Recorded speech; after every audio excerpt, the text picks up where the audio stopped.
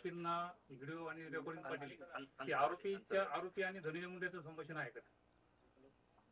आता ते तपासाचा भाग आहे ना, म्हणून मी बोला नाही ना. सगळं काय मी सांगितलं ना तुम्हाला सांगताना.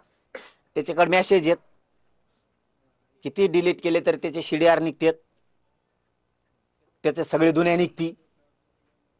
गृह मंत्रालयाच्या संबंधित सुद्धा काही विषय आहेत, खूप नेत्यांच्या संबंधित सुद्धा विषय त्या आरोपींना माहिती आहेत. मी त्यांना सावध करायला, माझ्याबद्दलच बोललो असतो ना मी.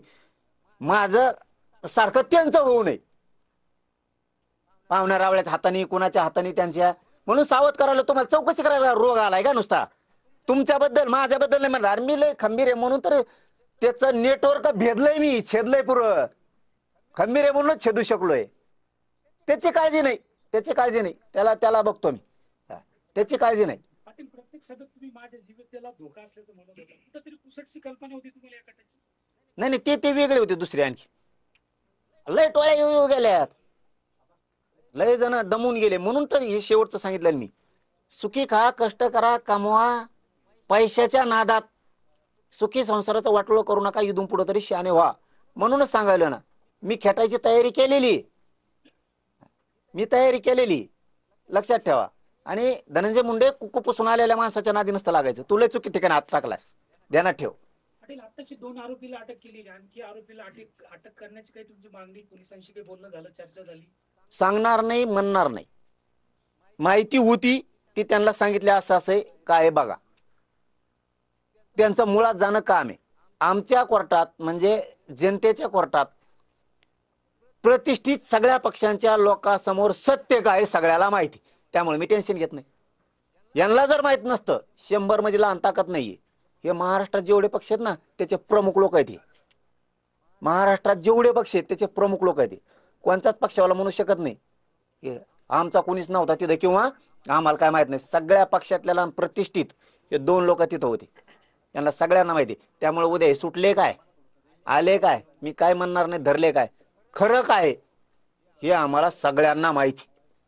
एक शेवटचा प्रश्न आहे, यापूर्वी काळकुटी नानाच्या गाडीवर सुद्धा हल्ला झाला होता, हा तो त्या गटातलाच प्रकार होता? नाही, तेव्हा नसं वाटतं मला. परंतु हे कालचं जे बोललेलं आहे ना आरोपी, हे त्यालाही डुकरासारखं उचलून नेईल आणि त्याचाही समजा काय खात्मा करीन का काय ते. त्यामुळं तिथं धोका आहे. त्यांना सुद्धा संरक्षण घेणं आणि तो सुद्धा तपास करणं मुख्यमंत्री साहेबाची जबाबदारी. मुख्यमंत्री साहेब हमेशाच आदेश देतात कशाचा बी, ही चौकशी करा, ती करा. याच्यात बी सखोल घुसा ना. आता एखाद्या एक प्रामाणिक म्हणून सांगतो, नागरिक म्हणून तुमचं सुद्धा काही निघू शकतं. म्हणून जनतेसाठी आणि तुमच्यासाठी आणि राज्यातल्या सगळ्या पक्षातल्या नेत्यांसाठी आणि त्यांच्या भावकीतल्या काही गोष्टी निघतात का, त्याही खूप हिताच्या आहेत. पुढचे होणारे डाव मोडून पडू शकतात. राजकारण टिकवण्यासाठी जर म्हणलात काहीच आढळलं नाही, तर इथं राजकारण चालवणाऱ्या जिल्ह्यातल्या सगळ्या लोकांना माहिती आहे खरं आहे. त्याच्यामुळे इथं दूध का दूध, पाणी का पाणी आमच्याकडून झालेलंच. तुम्ही काय करतायत, लोक म्हणतात ना यंत्रणा ही सरकारच्या आहारी जाती किंवा कार्यकर्त्याच्या आहारी जाती, हे आम्हाला सिद्ध होणार आहे. आम्ही खूप मोठं स्टिंग ऑपरेशन केल्यासारखं केलंय. त्याच्यामुळं बघूयात आता मुख्यमंत्री साहेब काय करतायत, ती करतील आहेत. अजितदादांना नाही वाटणार आता ही घाण किती दिवस सांभाळायची. जर असं डाव होणार असले उद्ध्वस्त व्हायचे काम आहेत नाही. म्हणून फडणवीस साहेबांनी आता मात्र याच्या खोलात जावं. याच्या सोडला त्या प्रकारात सोड, ह्या प्रकारात सोडून राज्याच्या जनतेच्या जर मुळावरच उठणार असलं तर याचा आता शेवट करा. धनंजय मुंडेंच्या अटकेची मागणी तुम्ही करा. मी माहिती सांगितली SP साहेबांना. मी ते तपासात आहे म्हणून काय बोलणार नाही. पुन्हा तो शब्द वापरतो, आम्ही सांगितलं असं असं कळालंय, तुम्ही याची चौकशी करा. आम्ही काय शब्द वापरले, चौकशी करा. करतील नाही करतील, खरं जनतेच्या कोर्टात आलेलं आहे. मी त्याचं टेन्शन घेत नाही. हे लोक नसते तर मग मात्र मला लोड राहिला असतं. इथं लोक आहेत ना, खरं काय ते यांना माहिती आहे ना. सरकार आणि प्रशासन खऱ्याचं खोटं करतंय हे ऑटोमॅटिक उघडं पाडणार आहे. कारण इतके लोक हे जातवान आहेत, अस्सल ओरिजिनल शहाण्णव कोळी. खोटं नाही बोलत. मरण आलं तरी चालन. ते लोक असे आहेत, ते 150 जण मरण आलं तरी चालन, पण खोटं नाही बोलणार. जे खरं आहे तेच तोंडातून वाक्य फेकणार.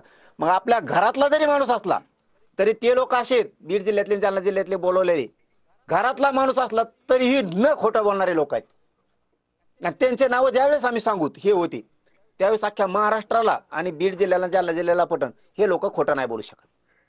बजरंग बाप्पा सोनवणे आणि डॉक्टर कल्याण काळे यांनी या संपूर्ण प्रकरणाची आता एसआयटी चौकशी मागणी केलेली आहे. तुमची तशी मागणी असेल? नाही नाही, हे बघा, आता बजरंग बाप्पा किंवा काळेसाहेब खासदार असतील, बघा, याच्यात राजकारणाचा विषय नाही.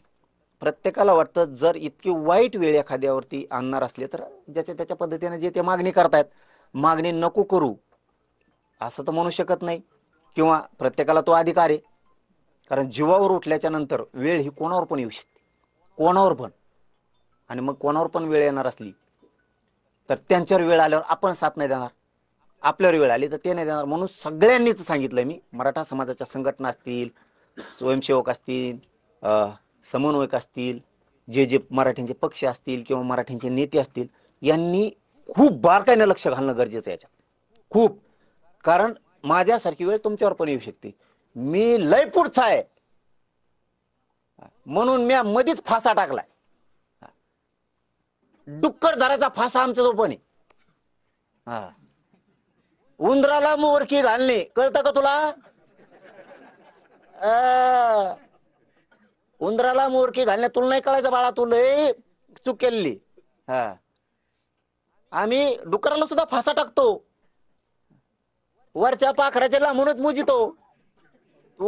तुला माहित नाही आणखीन, रसा तळाला जाणे खडे खडे वर येणे. तू बघ आता काय होतंय पुढं. एसआयटीची चौकशी व्हायला पाहिजे असं तुम्हाला वाटतं?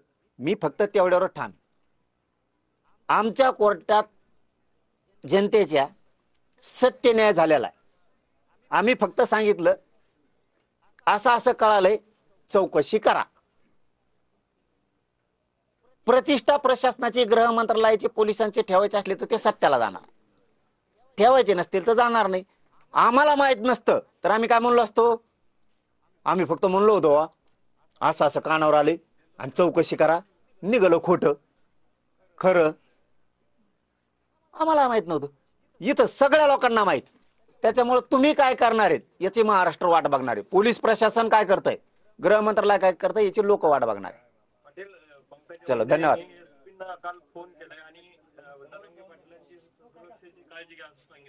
कुणी?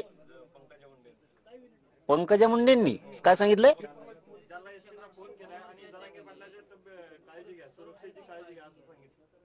अच्छा, नाही, मला नव्हतं माहित की पंकजाताई मुंडेंनी काय सांगितलं, हे मला नव्हतं माहित. परंतु ठीक आहे ना, आता ते त्यांचा वाटलं असेल त्यांना की सांगावं, चांगली गोष्ट आहे.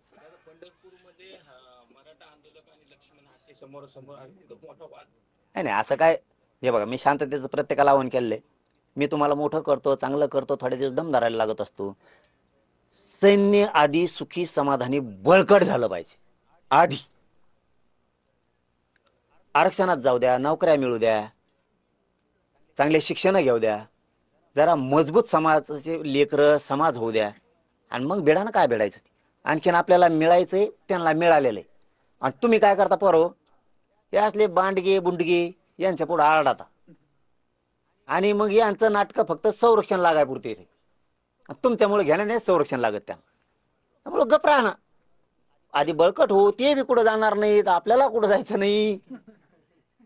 दम धरायचा, आधी आपल्याला मिळायचं राहिलंय, त्यांना मिळालंय म्हणून ते बोलतात. बोलले काय होतं, बोलून द्या ना. फक्त ध्यानात ठेवायचं, क्षत्रिय मराठा विसरत नसतो. डोळ्यातला राग दिसू द्यायचा नाही. याला म्हणते गेम टाकणं. फिटतं पाहिजे, फिटतं पाहिजे, सोडून तर द्यायचं नाही. रोज तर कमी होऊ द्यायचं नाही, डोळ्यातला राग दिसून द्यायचा नाही, पण सुट्टी द्यायची नाही. टप्प्यात आला की कार्यक्रम. त्याच्यामुळे थोडं थांबा, धीर धरा, शांत राहा. माझी विनंती सगळ्याला, मराठा समाजाला. मी व्यवस्थित करतो सगळं, मी चांगला आहे, टेन्शन घेऊ नका. आता गर्दी लई करायला तिकडं प्रचंड, मी म्हणू शकत नाही नका येऊ. पण तुम्ही फक्त शांततेने घ्या, एवढीच माझी विनंती आहे. धन्यवाद.